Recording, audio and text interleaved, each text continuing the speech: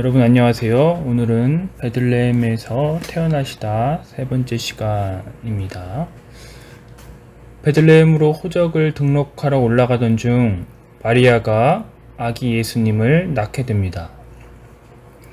그런데 당시에 너나 할 것 없이 호적을 등록하러 갔기 때문에 여관에 방이 없었습니다.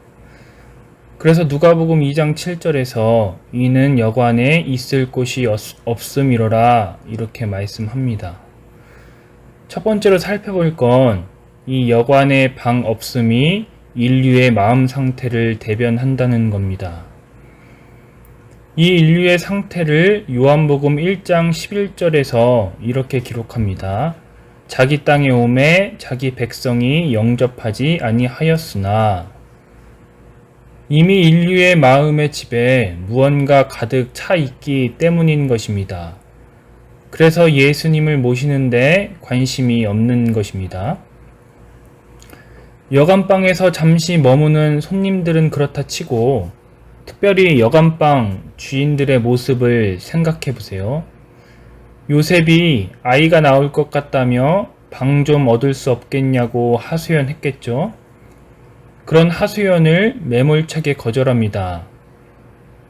예전 코로나 전에 성탄절 행사 때 이 대목으로 제가 말씀을 나눴던 것으로 기억하는데요. 여간방 주인들이 이제 막 태어날 아기가 누구인지 알았다면 과연 이렇게 매몰차게 거절했을까요? 자신의 안방이라도 내주었어야 합니다. 예수님이 닿는 어디든 다 성지가 되었습니다. 만약 여간방 주인이 이 사실을 깨달았다면 자신의 안방에서 예수님이 태어났다는 사실이 영광스럽지 않았을까요? 자신의 안방은 역사에 기록되어 성지가 되었을 것입니다. 값으로 환산할 수 없는 그런 가치가 자신의 안방에 담겼을 겁니다. 이는 아기 예수님에게 영광이 아닙니다. 안방을 내어준 그 사람에게 영광인 겁니다. 요한계시록 3장 20절 말씀입니다. 볼지어다 내가 문 밖에 서서 두드리노니 누구든지 내 음성을 듣고 문을 열면 내가 그에게로 들어가 그와 더불어 먹고 그는 나와 더불어 먹으리라. 이 말씀처럼 지금도 여전히 예수님은 우리의 여간방에 방 좀 얻을 수 없냐고 두드리십니다. 문을 열면 만왕의 왕이신 그분과 대면하며 식사를 할 수 있는 영광이 주어지는 것입니다. 투자의 귀재 워런 버핏과 저녁 식사가 매년 경매에 나오는데 2020년에는 54억 원에 낙찰되었습니다. 중국 암호화폐 사업가라고 합니다. 그런데 그 돈을 낸 사람들은 전혀 아까워하지 않았습니다. 오히려 영광스러웠다라는 것입니다. 워런 버핏과의 단 한 끼의 저녁 식사에도 54억 원이나 지불하며 영광스럽다 말합니다. 그런데 마음문만 활짝 열면 온 우주의 창조자이신 그분과 식사를 할 수 있다는 것입니다. 그것도 일회성 이벤트가 아니라 매일 말이죠. 하지만 우리는 누가복음 2장 7절 말씀처럼 있을 곳이 없게 된 건 아닌가 싶습니다. 우리 마음속에 무엇이 가득 차 있나 점검해 보아야 합니다. 두 번째로 예수님을 영접한 사람들을 보길 원합니다. 그들은 누구인가요? 동방에서 온 박사들과 목자들입니다. 동방에서 온 박사들은 별을 보고 따라왔고 목자들은 천사의 지시하심을 받아옵니다.